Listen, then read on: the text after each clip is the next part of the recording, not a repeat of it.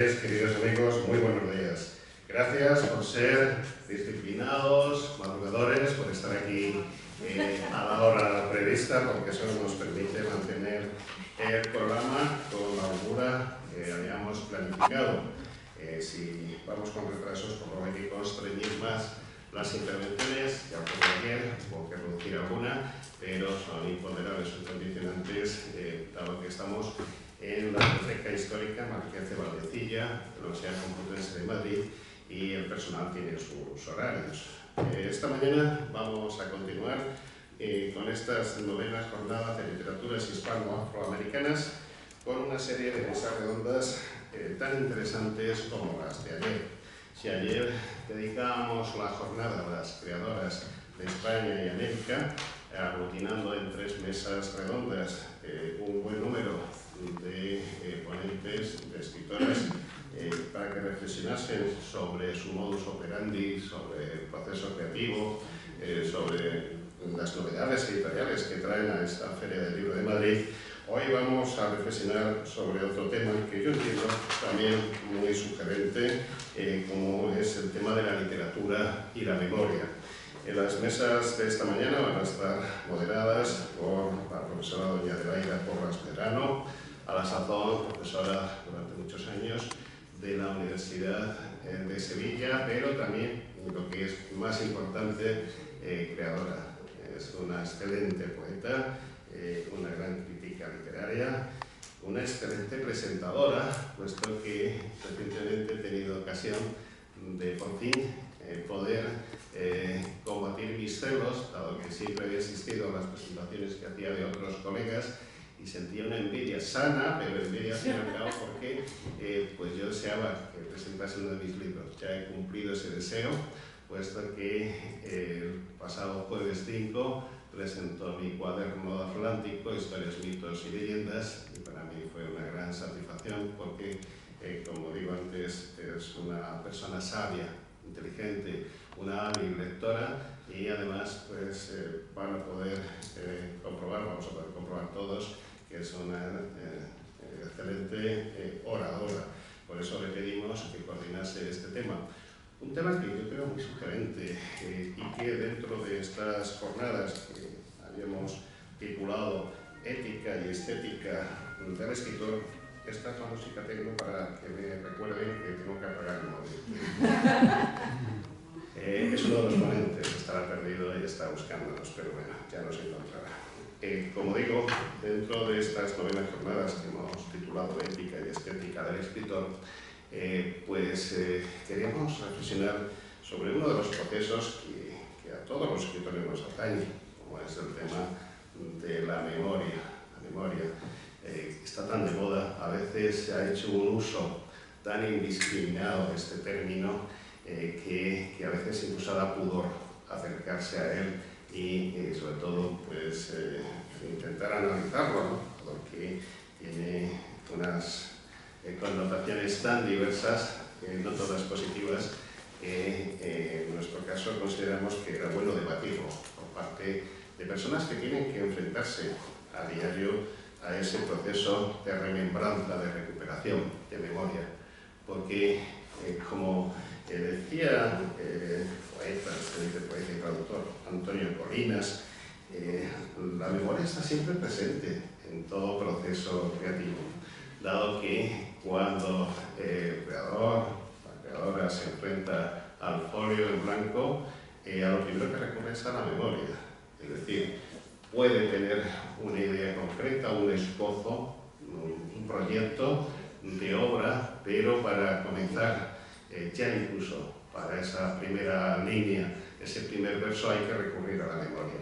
Y concretamente no es a la memoria cercana, puede ser un hecho, ¿no?, que desencadene un proceso creativo, pero normalmente el creador lo que hace es, como decimos antes, acudir a esa remembranza de las etapas tempranas, a la memoria, porque en la niñez es cuando nosotros empezamos a descubrir los símbolos.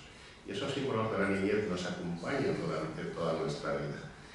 Por eso, analícenlo, es una invitación para que cuando se pongan también frente al folio o a la pantalla en blanco, analicen qué es lo que les mueve a escribir esas primeras palabras, esa primera frase, armar ese primer verso. A ver si efectivamente estamos mojando nuestra inspiración, nuestra pluma simbólica en esos recuerdos de la infancia lejana o, como digo, en algún acontecimiento mucho más presente, ¿no?, que desencadene el hecho creativo, pero siempre mezclado con esos símbolos que incluso los propios psicoanalistas han analizado en profundidad, y no me voy a meter en ese berenjenal, ¿no?, porque se haya desviado el tema hacia un enfoque específico de la memoria. Por tanto, entendemos que escuchar a los creadores sobre su concepto de memoria, sobre la importancia que ellos consideran que tiene en su escritura, era fundamental.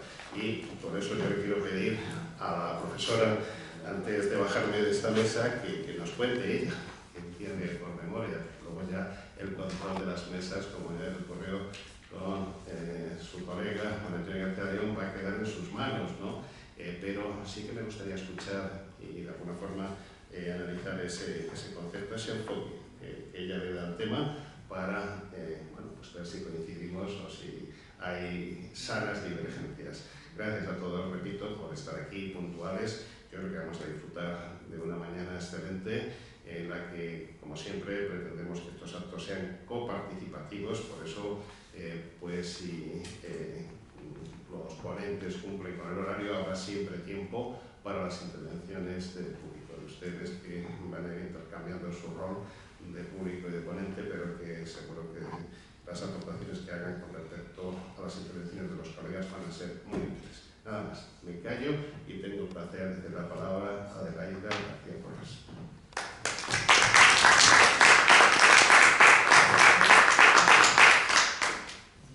Buenos días a todos. ¿Se escucha bien? Sí. Sí. Muchísimas gracias por su presencia aquí y muchísimas gracias a Basilio por sus desmedidas palabras, pero que agradezco en el alma. Bueno, pues hoy nos reúne en este segundo día de estas novenas jornadas de literatura, nos reúne el tema de la memoria. Y bueno, la memoria yo he buscado en el diccionario de la RAE, que es lo que dice la RAE, que es la memoria, y dice que es la capacidad de recordar, retener y evocar información pasada. Como dice Basilio, estoy completamente de acuerdo con él, sin memoria no hay literatura. Hay que recordar para ser capaz de escribir, aunque sea proyectando hacia adelante, pero partimos del material que nos proporciona nuestra memoria y el mecanismo del recuerdo. Y una cosa que me ha llamado también la atención, o la que, bueno, que estudié de pequeña, era que la memoria era una de las potencias del alma. Eran tres: memoria, entendimiento y voluntad. Y buscando estos días, pensando en la jornada de hoy, encontré que esas tres potencias se asimilan a la Santísima Trinidad. En la memoria se asimila a Dios Padre, el entendimiento a Dios Hijo y la voluntad al Espíritu Santo. Yo no me voy a meter en disquisiciones teológicas, como comprenderán ustedes, y además los ponentes que tenemos hoy vienen de culturas distintas al cristianismo. Bueno, no lo sé si son cristianos o no, pero en fin, no me voy a meter en este campo. Lo que sí me llama la atención es que la memoria se identifique con Dios Padre, que es el Creador. Y creo que aquí hay una relación entre el Creador, en fin, salvando las distancias evidentemente, pero entre Dios Padre, Creador del mundo, y el escritor, creador de su obra. Necesita de esa memoria para crear, como decía Basilio. Cuando uno se enfrenta a la página en blanco, tiene que echar mano de todo ese material que viene pues desde tiempo inmemorial, y la palabra tiene su significado en este contexto, para poder escribir. Yo creo que además la memoria es algo que, cuando empecé a estudiar literatura, hace ya muchísimo tiempo, pues una cosa que me llamó mucho la atención es que en la antigüedad clásica o en la Edad Media, la literatura era oral, no era escrita, y esto sigue perviviendo en muchas culturas diferentes de la nuestra. Y ahí la memoria tenía un papel preponderante. El juglar en la Edad Media tenía que aprender lo que iba a recitar. Lo mismo ocurría en la época clásica. Se supone que la Eneida, o que la Odisea o la Ilíada eran recitadas. Entonces, el bardo o el juglar o el trovador tenía que aprender aquello de memoria y transmitirlo. Por lo tanto, creo que la memoria está no solamente en la base del proceso de creación, sino también en la base del proceso de transmisión, aunque hoy en día no nos hace falta porque tenemos el soporte desde hace mucho, el soporte del papel, primero del pergamino, después del papel y las pantallas, ¿no? Actualmente.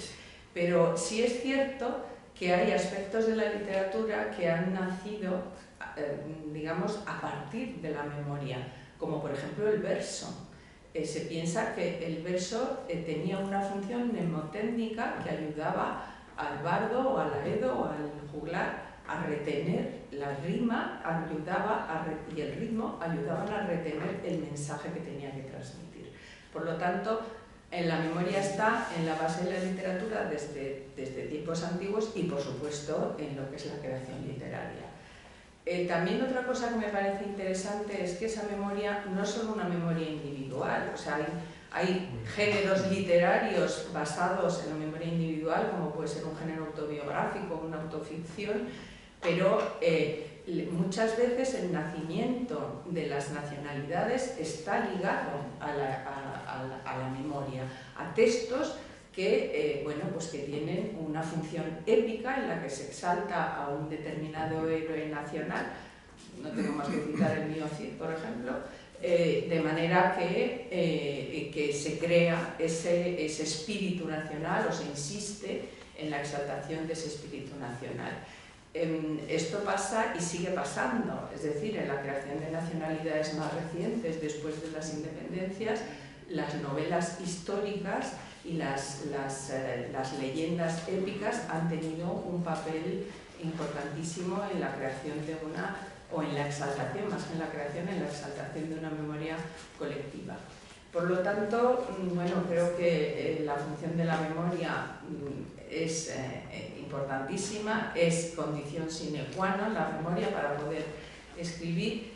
Y ya en tiempos recientes me referiría a un autor que seguramente todos conocemos, que es Marcel Proust, con su célebre pasaje de la Magdalena, que desencadena todo un torrente de recuerdos que da lugar a una de las obras más grandes basadas en el mecanismo del recuerdo, una de las obras más grandes de la literatura, iba a decir contemporánea, pero bueno, ya tiene más de 100 años, pero de la literatura reciente, digamos, ¿no?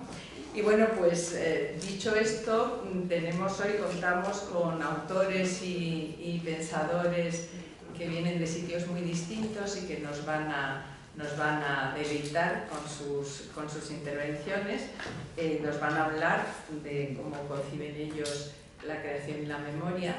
Y le voy a pasar la palabra a nuestro primer interviniente, que es el profesor Justo Boleca, que él es originario de Guinea Ecuatorial, aunque lleva en España muchísimos años. Es doctor por la Universidad Complutense de Madrid, doctor en Filología Francesa, creo, ¿no? Y por la Universidad de Salamanca, premio extraordinario de doctorado. Es catedrático de escuela universitaria, ha escrito muchísimos libros de creación, de pensamiento. Y bueno, pues dicho esto, le cedo la palabra para que nos cuente.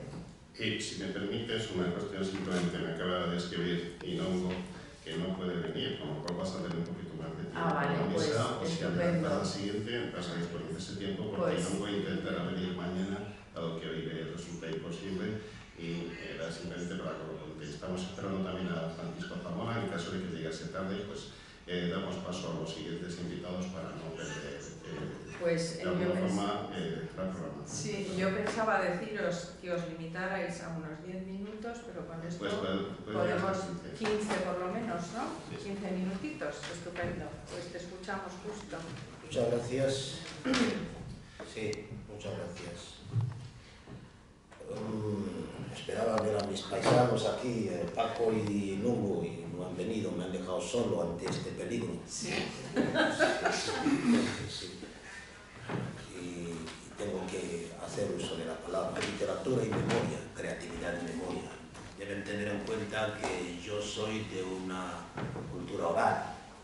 Aprendí, cuando me di cuenta de que existía, no hablaba español, ni hablaba inglés, ni hablaba francés, hablaba mi lengua, la lengua de mi entorno, la lengua de mi familia, de mis abuelos, etc.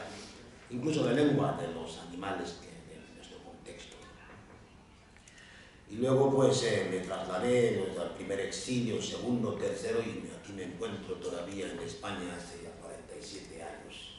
Llegué el 7 de julio de 1977. Memoria. Sí. Todos 7. Memoria, todos 7 de julio. No sabía qué era eso de San Fermín. Después me dijeron, es el día de San Fermín. Digo, ¿y quién es San Fermín? Bueno, memoria. Entonces, en mi contexto, no teníamos escritura, evidentemente, hasta que llegaron los colonizadores españoles, bueno, portugueses primero, españoles después, y ahora pues chinos, rusos, etc. Y nos están, digamos, imponiendo sus lenguas. De manera que nuestra cultura oral, nuestras oralidades, están ya siendo sitiadas, están ya siendo, digamos, agredidas por todos los lados. Y todo eso a través de la escuela que hemos heredado de la colonización, evidentemente. Muchas veces suelo decir que las escuelas han sido nos han causado un daño tremendo a nivel cultural. Sí, nos han abierto a las puertas del mundo, pero nos han, digamos, impedido crecer culturalmente hablando. Cuando tenemos que hablar de literatura y memoria, hemos de pensar qué es la memoria. Lo ha definido la profesora, lo ha definido, y ella es un acierto, evidentemente, pero nosotros somos africanos, como guineoecuatorianos, porque muchas veces dicen ecuatoguineanos, no, guineoecuatorianos. Y es la lucha que tengo también, cuando digo los ingleses, Equatorial Guinea, no, esto es Equatorial Guinea, es Guinea Equatorial. Intento imponerme, sobre todo cuando dicen, pues doctor en tal, y claro, la gente se achanta, ya no puede oponerse, porque lo ha dicho él, es una eminencia. Entonces, yo digo, Guinea Ecuatorial, no Equatorial Guinea. Entonces, cuando nosotros, yo personalmente pienso en la memoria, en ese proceso creativo, recuerdo no solamente las obras de la literatura, de la oralidad, sino pienso en el entorno. Es decir, cuando yo nací, cuando yo crecía, mis mayores trepaban a la palmera para coger el vino de palma con un arco, claro, trepaban y tal. Hoy día ya no, el arco ya ha desaparecido, ya no se trepa. Cuando se quiere hacer vino de palma, se coge el hacha, se tala el árbol, se cae el árbol, se hace el vino de palma. Entonces, ya ha muerto esa parte mnemotécnica. Cuando íbamos a la pesca, bueno, pues nuestras madres iban a la pesca, nosotros niños íbamos con ellas y tal, veíamos cómo las mujeres se metían en la poza preparada para coger sardinas y tal, después de flotar con unas hojas, las rocas de la poza del agua, las sardinas se quedaban un poco atontadas, las cogían. Ahora eso ha desaparecido. Cuando las mujeres iban a la pesca y tal, con un palo especial para coger anguilas, no saben qué es una anguila, está muy rica la anguila, cuando se prepara bien. Entonces lo cogían con un arte y tal, lo tiraban y tal, y veías una anguila grande remontándose, entonces le daban contra las rocas y se moría y tal, llevaban a casa. Esto les ha desaparecido. Entonces todo ha ido desapareciendo. Y cuando llego a este país y observo, miro atrás, porque esa es la memoria, miro atrás y miro este presente con el que vivo, me doy cuenta de que el ser humano aquí, en África, es más reactivo que proactivo. Es decir, reaccionamos, no pensamos en la reacción. Sencillamente cuando alguien nos dice algo, reaccionamos, sin pensar realmente si nuestra reacción es la adecuada en esa situación. Marisa Bortolucci, una escritora, una investigadora que analizó los cuentos de hadas, dijo que los cuentos de hadas había dos tipos, los cuentos que tienen un mensaje epimeteico y un mensaje prometeico. Epimeteico, que llevan al pasado, que recuerdan el pasado, las cosas del pasado, y hacen que el niño pues conozca su pasado, el pasado de su cultura, de su entorno, de su sociedad, etc. Y los cuentos prometeicos que proyectan hacia el futuro, ¿no? Es decir, cuando un niño en un cuento ve cómo el héroe se enfrenta al monstruo, le está preparando para poder enfrentarse a los monstruos de la sociedad, llámense dictadores, llámense brujos, etcétera, etcétera. Y todo eso, pues, cuando uno crece y se dedica a escribir, se dedica a contar cuentos, porque nosotros somos de contar cuentos, contar historias, etcétera, se da cuenta precisamente de que cuenta el presente, transformado, evidente, enriquecido, y cuenta también el pasado, no cuenta el futuro, cuenta el presente. Entonces aquí hablo de una memoria del presente y una memoria del pasado. Es decir, la memoria del presente es el que me permite a mí narrar mis vivencias, lo que les he dicho antes, ¿no? Es decir, yo llegué a este país el 7 de julio de 1977 y nada más llegar me llevaron al monasterio de Santo Domingo de Silos. Entonces, ¿por qué me llevaron ahí? Además era un mes de agosto. Yo llegué en julio y el mes de agosto estaba en Santo Domingo de Silos, en un monasterio, en todo silencio, y ya yo vengo de una cultura del bullicio, de la fiesta, y de repente calladito, unos monjes vestidos con sus túnicas y tal. ¿Qué es? Yo era pequeñajo y tal, y me pusieron una túnica para que no me cabía, era grandísima la túnica. ¿Por qué me llevaron hasta ahí? Ahora me lo estoy preguntando, tengo que buscarla, ¿por qué me llevaron hasta ahí? O cuando de repente me piden un relato cuando estuvo vigente la asignatura de educación para la ciudadanía, cuando era presidente don José Luis Rodríguez Zapatero, y nos pidieron relatos, y me dijeron, pues escribieron relatos sobre mi abuelo. No podía escribir sobre otra persona, mi abuelo, porque me marcó mi abuelo. Entonces todo eso es para mí la memoria. No puedo contar cosas de España, de Francia, tengo que contar lo que me ha marcado en mi infancia, en mi adolescencia. Y menos mal que tuve esa infancia en mi pueblo, tuve esa adolescencia en mi pueblo, como les he dicho, cuando yo me di cuenta de que existía a los 7 años, no hablaba español. Yo sé el primer día que fui a la escuela, en mi pueblo, sé lo primero que se hizo, porque tenía 7 años. Y como se decía en este país, a los 7 años uno ya tenía uso de razón. Pero actualmente no sé cuándo llega el uso de razón. No lo sé. Yo tampoco lo sé. No lo sé, porque actualmente es que ves, yo quiero llamarlo barbaridades, pero es que ves unos jóvenes que ya no sabe uno si piensan, si no piensan. Claro, eso está bien. Entonces, dentro de, yo qué sé, 100 años, la memoria será lo que nos diga ChatGPT, será lo que nos diga Google. No tendremos ya la memoria de los padres, de los abuelos, ya de todo eso desaparecerá. Entonces el escritor, en este caso nosotros, yo personalmente cuando escribo, lo hago desde lo que yo recuerdo de mi desarrollo, mi proceso de desarrollo, y lo que recuerdo de ayer, como digo, por ejemplo, hoy día 10, de ayer día 9, de ayer día 8, etc. Entonces es como si yo no pudiera escribir sin mirar atrás, sin mirar mi presente. Entonces para mí es la memoria. Entonces todo lo que escribo tiene que ver conmigo, con mi entorno cultural, con mi entorno sociocultural, político. Por eso he dicho que la memoria no solamente son las obras orales, la memoria también es la forma que teníamos de curar nuestras enfermedades en África, la manera que teníamos de ir a ver al brujo, a lo que llamamos brujo, al hechicero, los médicos tradicionales. Es decir, una persona que ya enfermo, automáticamente no había médicos como lo son ustedes. Los padres le llevaban por la tarde, a eso de las 7, cuando ya oscurecía, a una cabaña, y ahí dentro estaba el poseyente, como decíamos, el sacerdote. El chamán. Sí, chamán, medium, nosotros le decimos el que invoca al demonio, al espíritu. El brujo. Le llamamos brujo, pero no es brujo, Entonces llegábamos ahí y decían, ¿qué pasa? No, es que mi hijo está enfermo, no come hace 3 días. Mira, bueno, vamos a ver, y te cogían y no sé qué. Y dice, ven mañana, voy a consultar con el espíritu, con su espíritu guardián. Y al día siguiente volví y decía, el espíritu guardián ha dicho que hagáis esto. Entonces de repente veías cómo llegaba la gente a tu casa, los familiares hacían la ceremonia y tal, comías y a los 2 días estabas bien. Eran procesos curativos que ya han desaparecido, porque ahora mismo cuando te caes enfermo, paracetamol, te caes enfermo, ibuprofeno.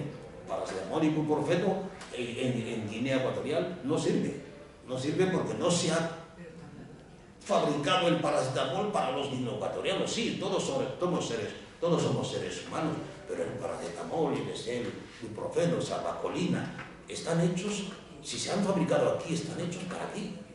Que es que puedan valer para allá. Bueno, es como los ñame, el ñame.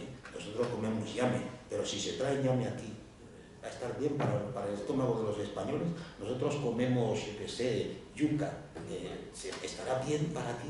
O plátanos, no bananas, plátanos, esos productos. Entonces, hay un médico, ¿cómo se llama? Lorenzo Mecuí, que vive en Valencia, guineoecuatoriano también, y ha estudiado los efectos de la alimentación en Guinea Ecuatorial. Dice, ¿qué es el arroz que comemos todos los días, por ejemplo? El maíz que comemos todos los días.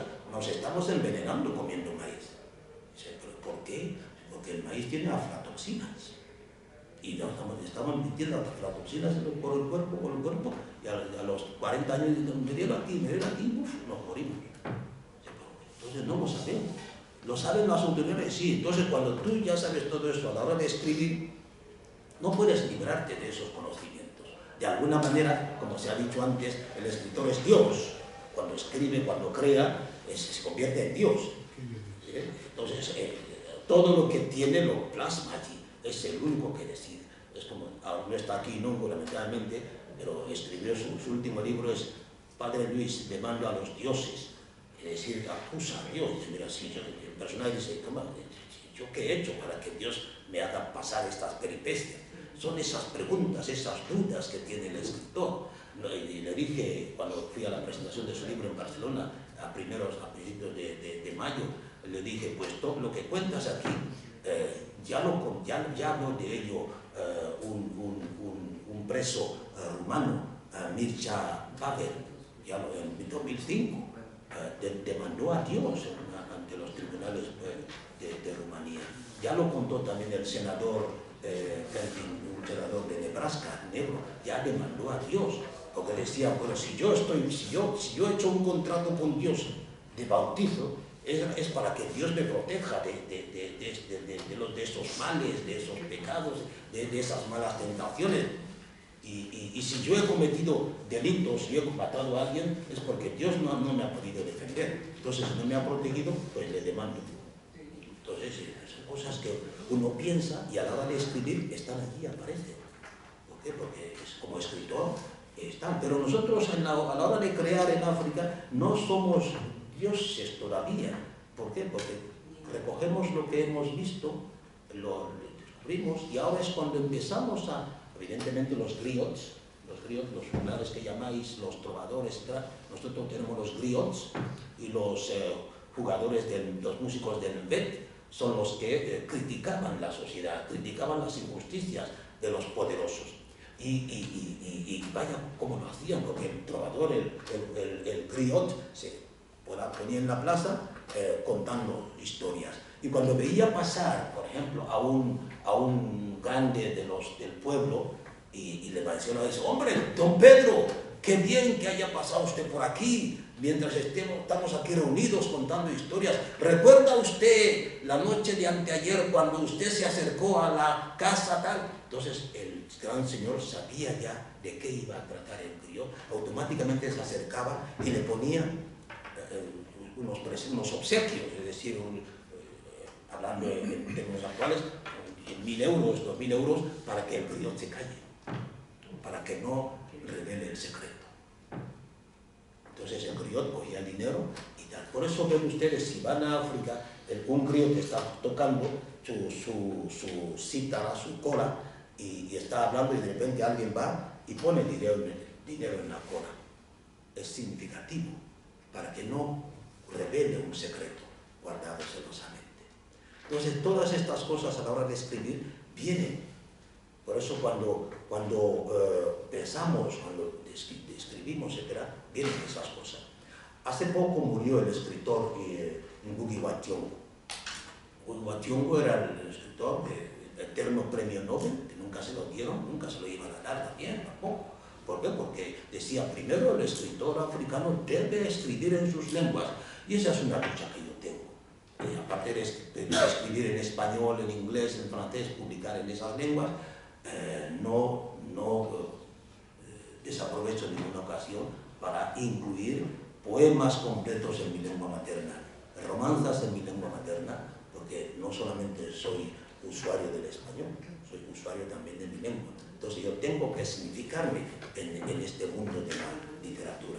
La memoria mía me dice que también proteja mi lengua. Como me ha dicho, me ha enseñado, me han puesto la fruta. 2 minutos. Así que lo dejo. Muchas gracias. Muchas gracias.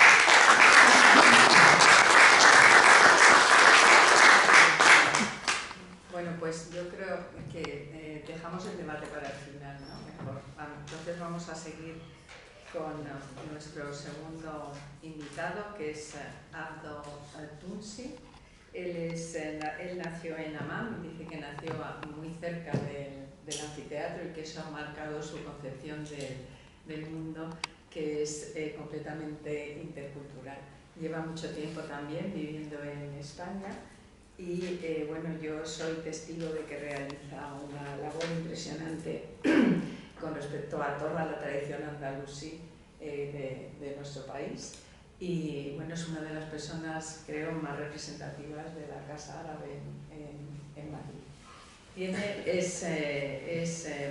Además, él es escritor, tiene una obra con un título de lo más sugestivo, Alforja Vieja, y creo que precisamente saca de esa alforja sus recuerdos, la memoria. Así que vamos a escucharlo. Muy bien, muchas gracias. Gracias a ti. ¿Es así? ¿Cómo? Es hacia ahora. Ah. Bueno, por imperativo voy a decir un saludo en árabe. Salam alaikum wa ahlan wa sahlan bikum fi hadhihi an-nadwa. Bienvenidos y muchas gracias por estar aquí con nosotros para escucharnos. Algunos podemos decir algo y otros pueden decir mucho más. En mi caso, claro, diré algo en relación a lo que es precisamente el tema de la mesa, que es la memoria.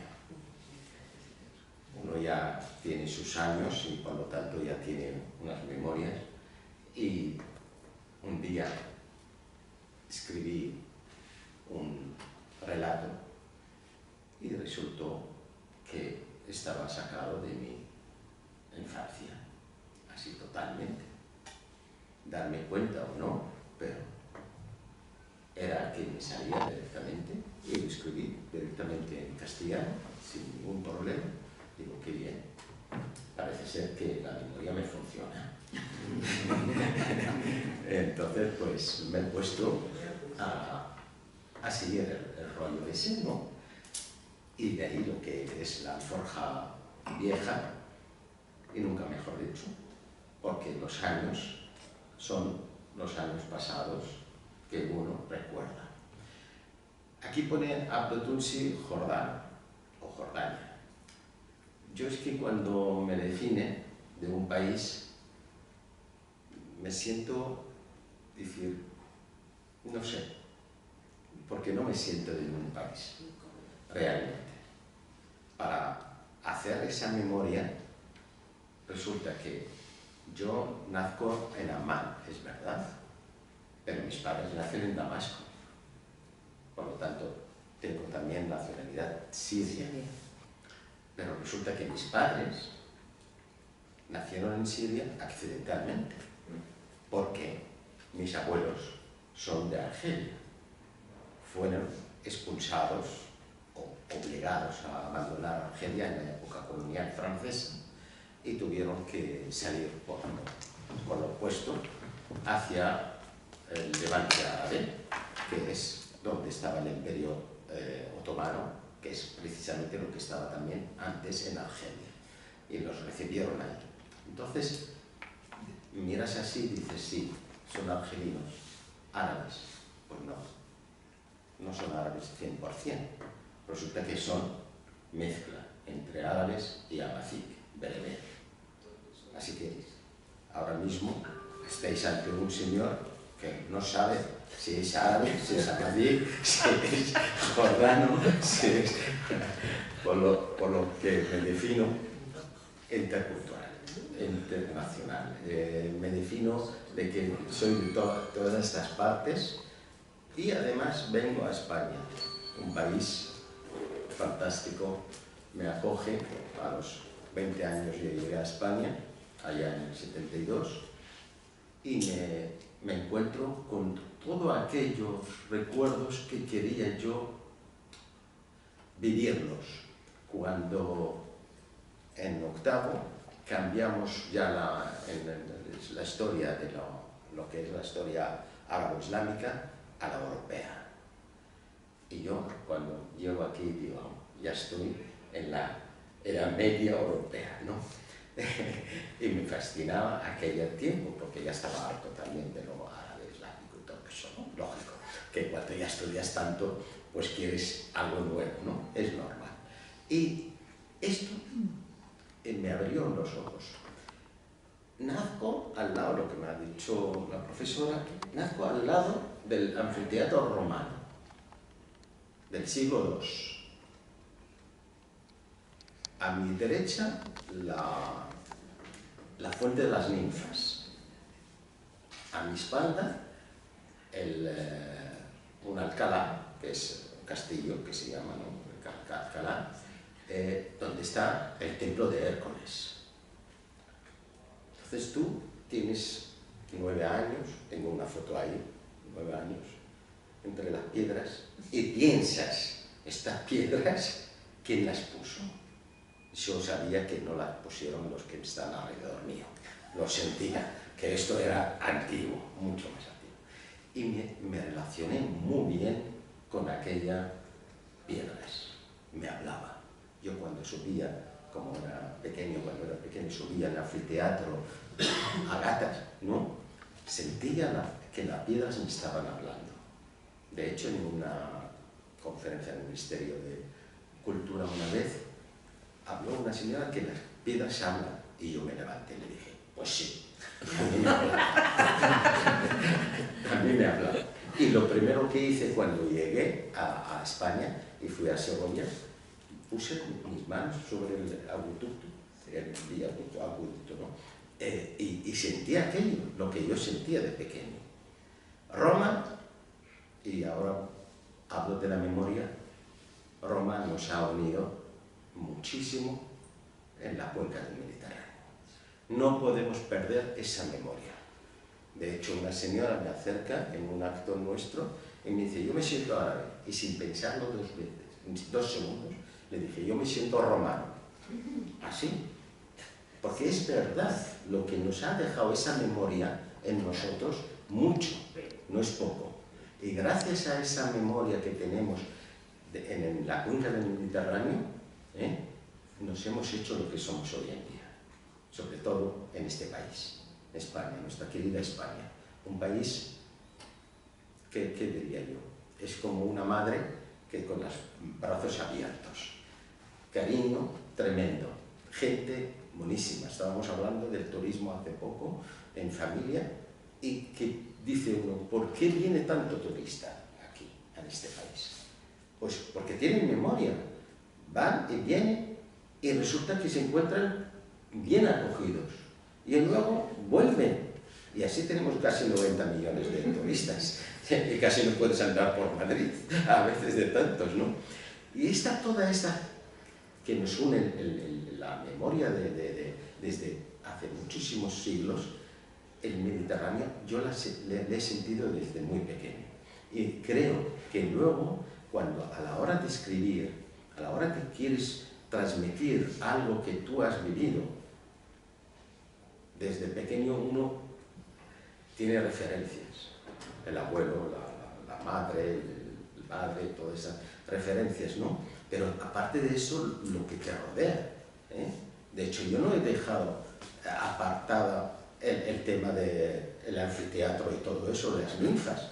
Hay un relato sobre las ninfas, cómo se construyeron, imaginándolo, claro, como es novela casi. Bueno, entonces, esa memoria que tú no la has vivido, yo no he estado en el siglo II, pero sí que la he sentido que había gente en ese lugar, precisamente en la casa donde mi padre luego construyó, compró una casa y luego construyó un edificio, pero al construir un edificio sacaron capitolios, estas columnas pequeñas, no sé qué. Esto quiere decir que en la casa donde yo nací había nacido gente en aquella época.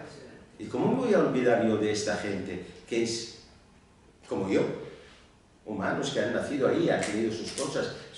Y entonces, pues esa memoria me surgió que escribiese sobre la fuente de las ninfas, ¿no? Y cómo se construyó, como la cuestión de relación entre arquitecto y aparejador y todo eso, ¿no? Es maravilloso vivir la memoria desde el sentimiento, no solamente desde de que tú te acuerdas que has dicho fulanito tal, tal, o te han dicho en la familia o tal, ¿no? Sino con lo que tú sientes. Entonces te expresas de una manera mucho más cercana al lector, ¿no? Como ser humano. Y precisamente esa mezcla en mi familia, de una manera u otra, me ha dado la visión de que si un ser humano nace en un lugar, no significa que pertenece a este lugar nada más. Yo no me siento solamente de un lugar, yo me siento de muchos lugares del mundo. Y ojalá fuera a tener visión cercana de que estoy ahora en Guinea-Bissau, ¿no? Entonces, no te lo aconsejo. No, bueno, pero me sentiría cercano a lo que es el ser humano. El ser humano. Eso es. Bueno, Eso es muy importante. Y cuando escribimos, transmitimos estos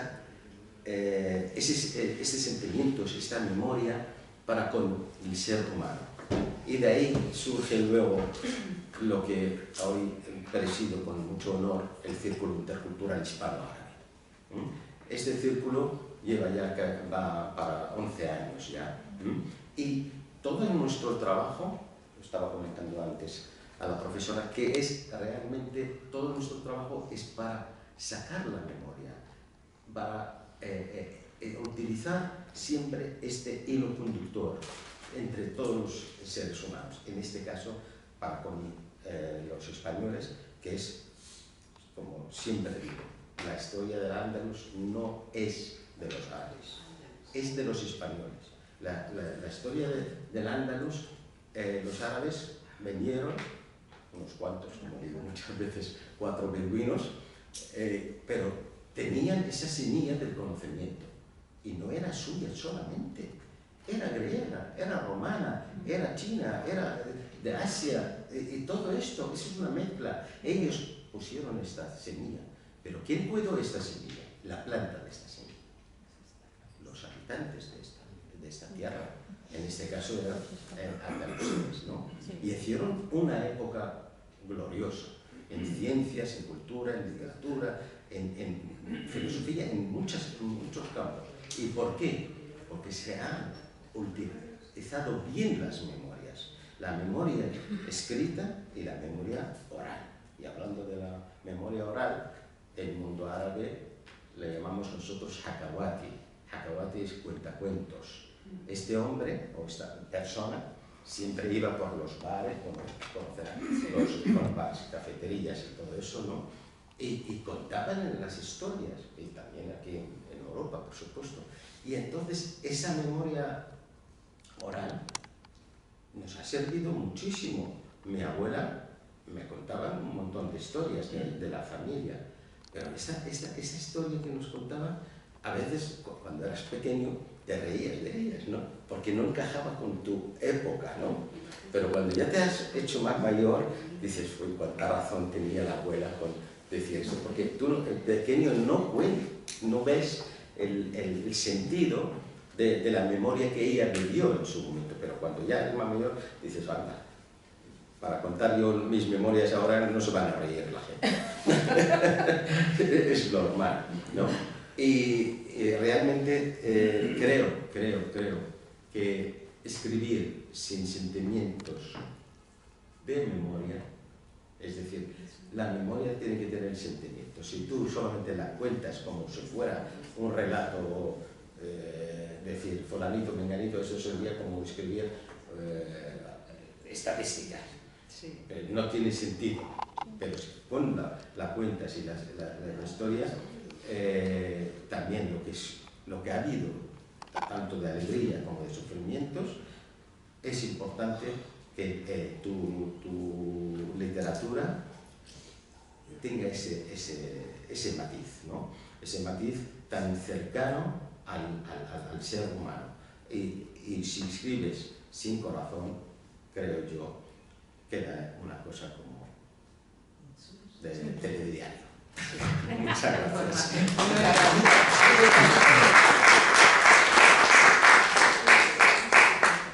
Pues muchísimas gracias a los dos. Yo, antes de pasar la palabra al público, me gustaría referirme a un par de cosillas.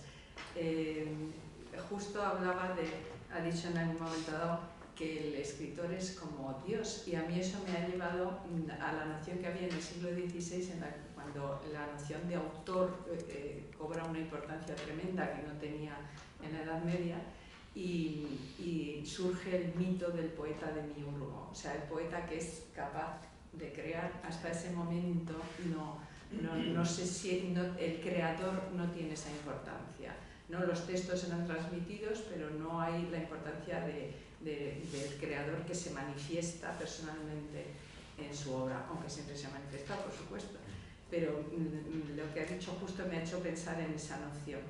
Y después coincido, con Abdo tenemos un campo de estudio bastante cercano, entonces me ha encantado lo que has dicho sobre el Mediterráneo, porque es algo que comparto completamente con él, y me has hecho pensar en un poeta tunecino que tiene un poemario que se llama El libro de las celebraciones, donde, escribe en francés, pero no sé si está traducido, donde hay un poema que se titula Celebración del mar, y es la celebración del Mediterráneo. Entonces habla de todas, poéticamente, ¿no? Además con un lenguaje muy bonito, y habla de todas las culturas que han vivido en el Mediterráneo, y de las religiones también que han surgido en el mundo mediterráneo.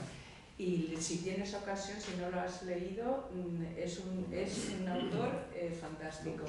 Pues simplemente esas son las dos sugerencias a partir de vuestras intervenciones. Y bueno, cedemos la palabra al público. ¿Alguien quiere intervenir? Sí. Yo tenía una pregunta para el maestro Justo. ¿Cuántas lenguas se hablan en Guinea Ecuatorial?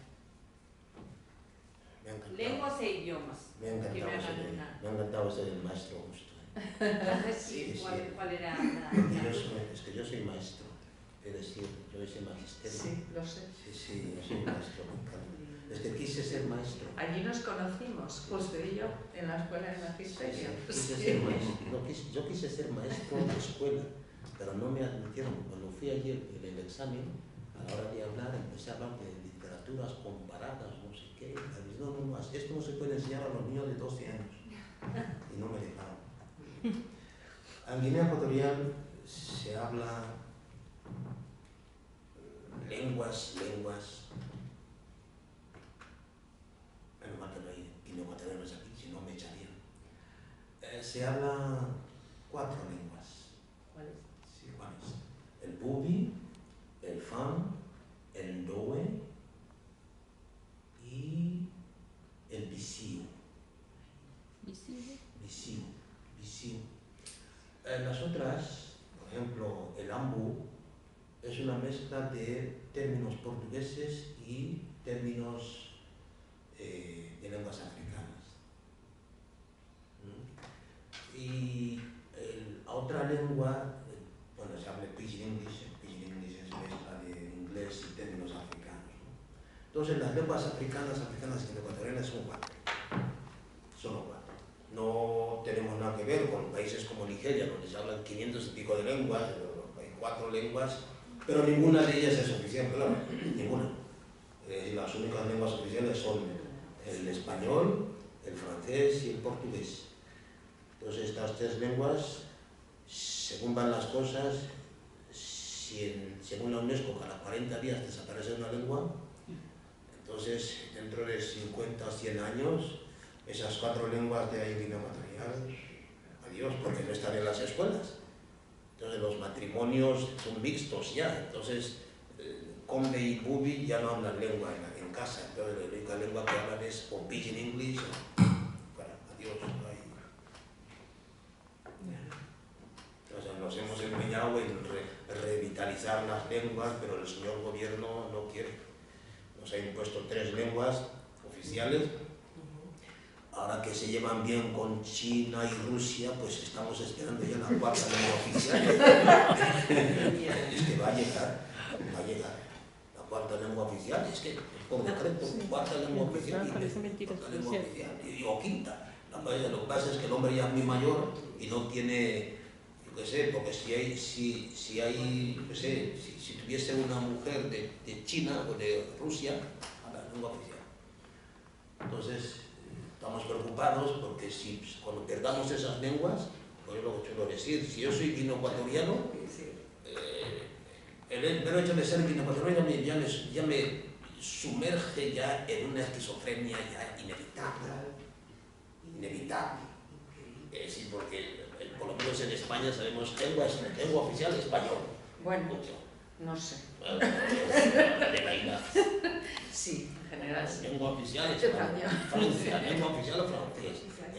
Yo qué sé, Inglaterra, lengua oficial inglés. Alemania, lengua oficial alemán. Guinea Ecuatorial, lengua oficial. Guinea Ecuatoriano, no. Bubi, no.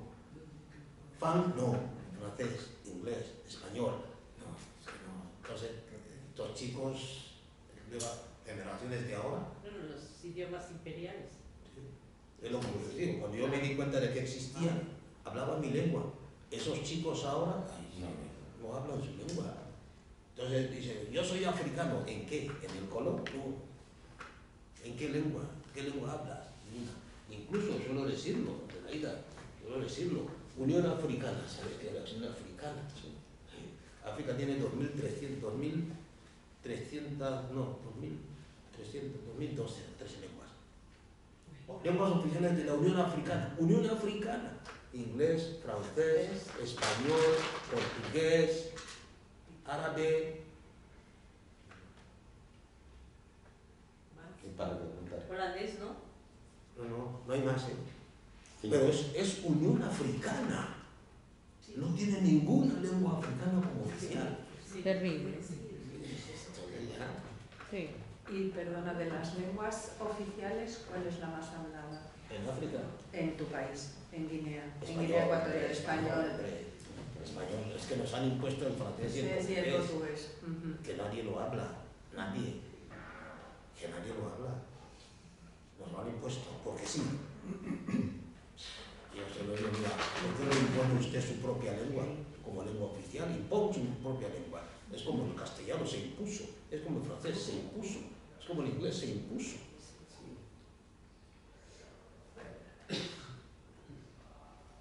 En México sucede una cosa similar con las lenguas autóctonas, las lenguas originales, que en los últimos tiempos sí el Estado ha tomado una posición diferente. empezar, nos tardamos, de empezar a rescatar algunas de las lenguas que se hablaban, porque no muchas desaparecieron, pero sí rescatar aquellas que, digamos, tienen un peso importante dentro de la formación social, de la estructura social y del desarrollo de las comunidades, por ejemplo, como el zapoteco, el mixteco, y que incluso hay grandes traductores y se hacen tirajes importantes de literaturas en zapoteco, en mixteco, en náhuatl, en otomí, y se hacen traducciones al español.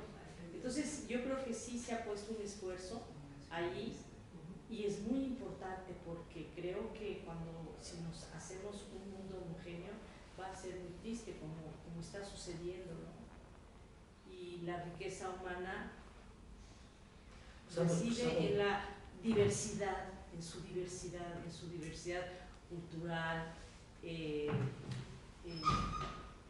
humana, en fin, ¿no? Cuando nos imponen un estándar y todos nos tenemos que adecuar a ese estándar, porque ese es el estándar que aparecen en las redes sociales, que aparecen en el Instagram.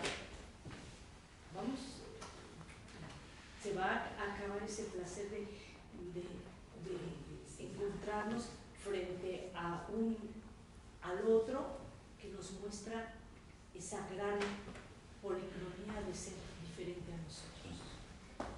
Sí, lo que pasa es que yo creo que el estándar que se impone es el inglés. Sí, allá. Sí.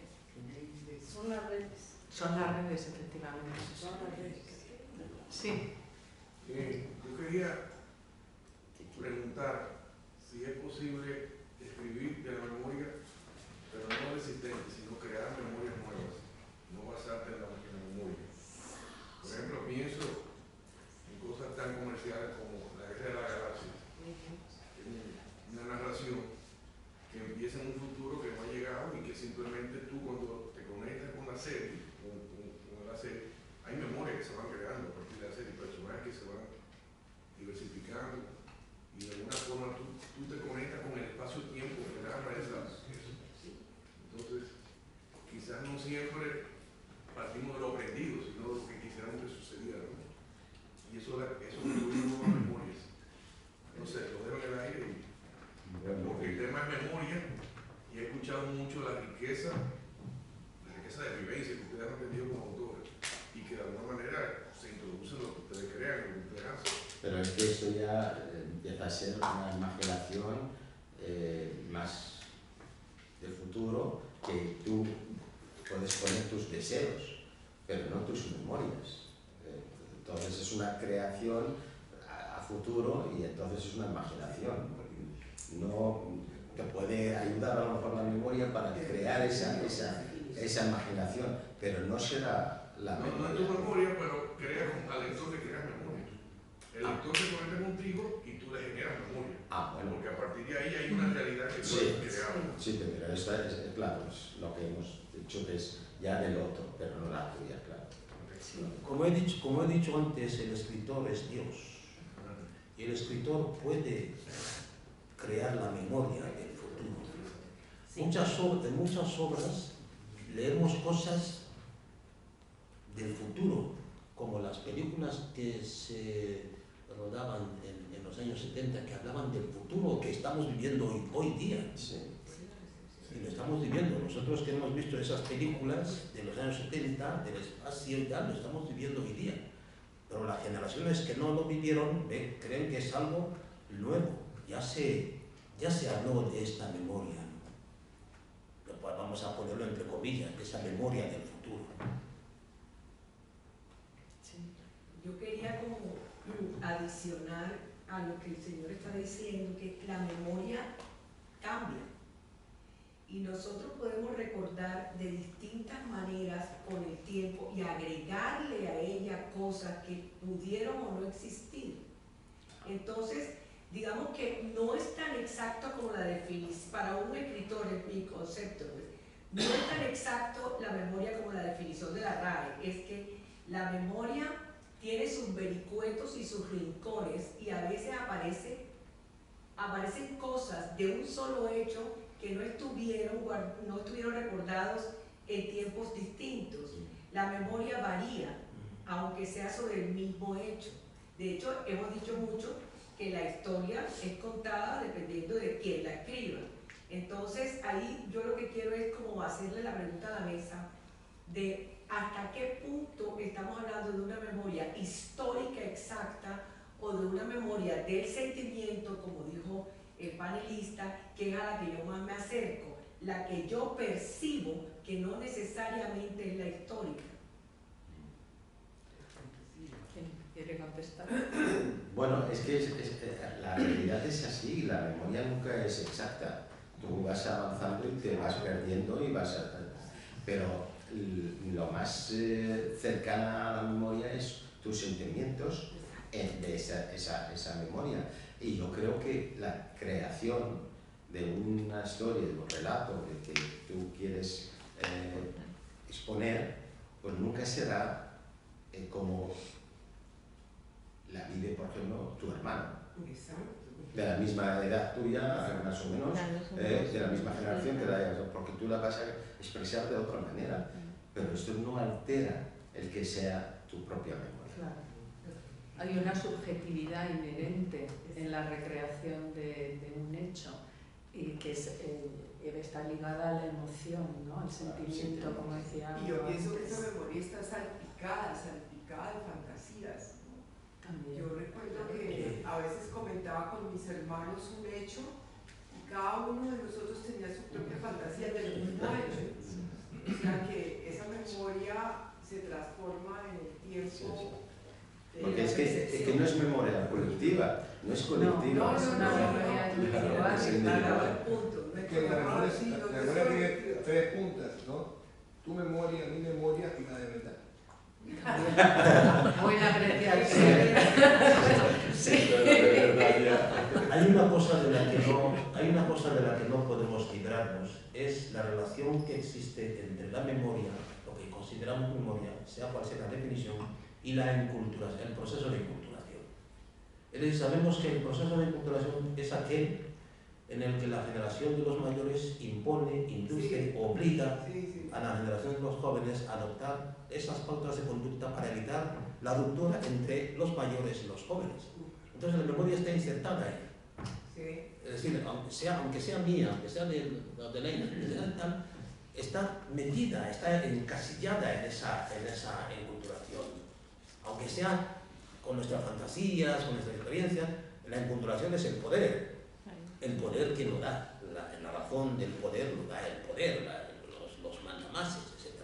Mandamases no quiere decir que sean solo políticos, los padres imponen el poder, los vecinos mayores, etc. Lo que pasa es que ahora para combatir eso, porque la incorporación es mala para el negocio, para el comercio, para el dinero, para la globalización es malísima. Entonces para combatir eso se ha creado esos instrumentos para destruir la memoria, es decir, tipo WhatsApp, Facebook, no sé qué, para destruir, no, claro. Y se destruye la memoria. Sí.